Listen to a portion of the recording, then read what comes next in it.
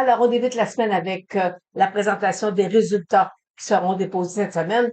Globalement, là, on va aller voir Coca-Cola, on a McDonald's, on a Kraft, on a Moderna vendredi, on a Cameco vendredi aussi. Alors, il y en a d'autres, là.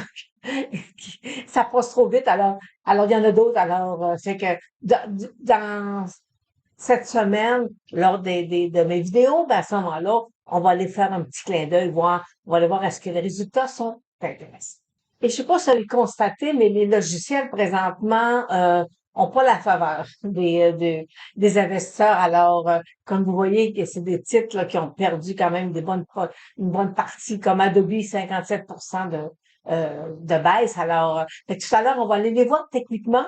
J'en ai d'autres à vous ajouter aussi.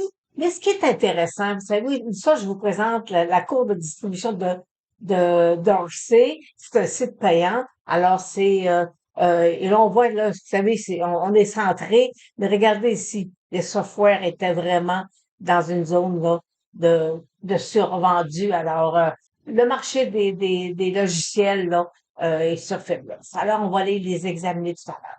J'ai quelqu'un qui me demandait, ça coûte donc bien cher les primes sur les options parce que c'est assez difficile de trouver une option 4 semaines en bas de 2% de prime là.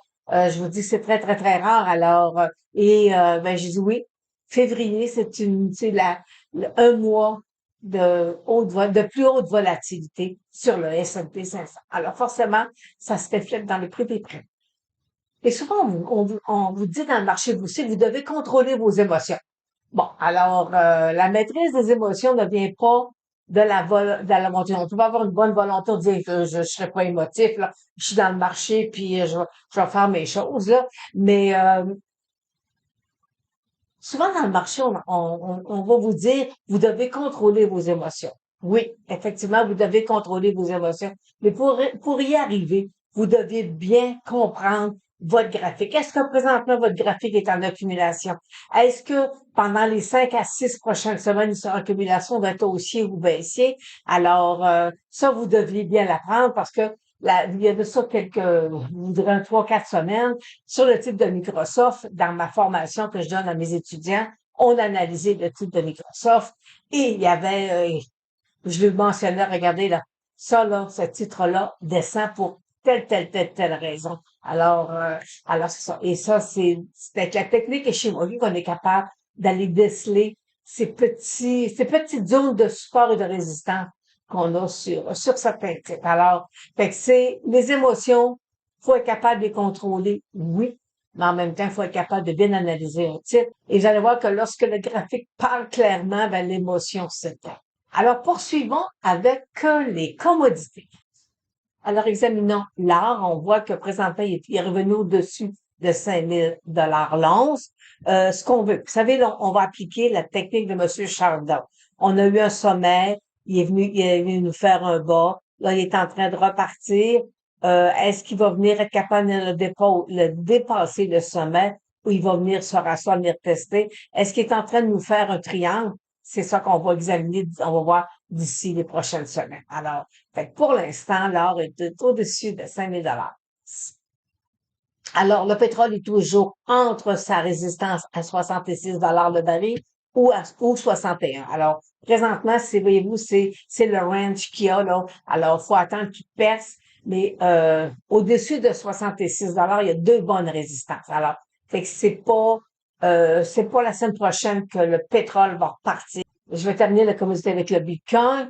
Vous savez, on a eu un bas quand même assez prononcé. Là, il est reparti à la hausse et là, il est en accumulation. Pour l'instant, il pourrait très bien s'accumuler dans cette zone-là. Et c'est cette partie-là, ça pourrait durer quelques semaines. Et par la suite, c'est là qu'on va voir est-ce qu'il est capable de percer le 85 000. S'il n'est pas capable de percer le 85 000, il y a un risque que le Bitcoin casse et revienne sous 50 000 $.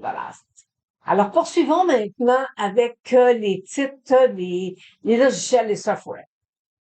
Alors, débutons avec quelques titres qui ont un peu plus de difficultés là, depuis les derniers mois, sont dans le secteur des logiciels Alors, il y a différentes catégories de logiciels, là. Alors, en fait, on va débuter avec celui de Adobe.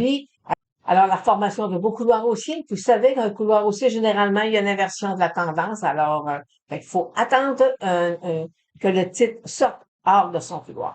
Mais pour l'instant, il est toujours en tendance baisse. Salesforce, résultat qui a eu lieu la semaine passée, je pense, et voyez-vous, moi, ma cible point and figure à 215 a été touchée. Alors, fait que là, il faut qu'il s'accumule. Et voyez-vous, lui non plus, il est pas, c'est pas techniquement très positif. Uber, voyez-vous, était sorti hors de son triangle. Je vous l'ai présenté la semaine passée. Objectif 75 alors on peut dire que la cible a été touchée. No, c'est un logiciel, écoutez, qui a été très, très, très populaire l'automne passé, là. Très, très, très, très, très populaire. Alors, voyez-vous, il glisse, il glisse, il glisse. Alors, pour l'instant, c'est pas, techniquement parlant, c'est pas demain matin qu'il va se stabiliser. Microsoft. Microsoft, c'est un titre que j'avais à classer point de figure à 390. Bon. Ce titre-là, je l'ai présenté avec mes clients, à mes étudiants, c'est-à-dire parce on était dans une formation et je leur ai démontré que la faiblesse que Microsoft avait et lorsqu'il a cassé un support, euh, c'était fait. OK, alors, voyez-vous, mauvais résultat, donc les résultats pas aussi bons qu'on espérait. Il a poursuivi sa descente, alors techniquement parlant, il est sur un rebond. Est-ce qu'il y a une inversion de sa tendance pour l'instant? Nullement. Palantir, c'est un autre forme de logiciel, là. Alors, voyez-vous, on est sur un support à 130. Là, il rebondit sur sa résistance. Je ne suis pas haussière du tout sur le titre de Palantir. Mais quand il touche un support, il fait toujours de très beaux rebonds. OK, alors, c'est un stock à rebond. Et le dernier, c'est Oracle. Alors, puis voyez-vous, on est au-dessus de 350 puis il a descendu à 150. C'est des titres qui ont perdu 50 de leur valeur.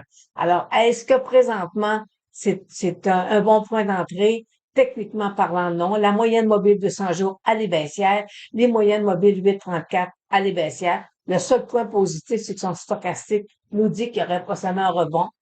Mais est-ce qu'ils sont un beau rebond, un petit rebond? Une bonne question. Mais pour l'instant, c'est pas un titre pour un investisseur qui veut investir à long terme dans le titre de Orange. Alors, c'est ce qui termine notre petit suivi d'aujourd'hui. Un petit suivi court, plus avec des titres de technologie. Alors, on se revoit demain.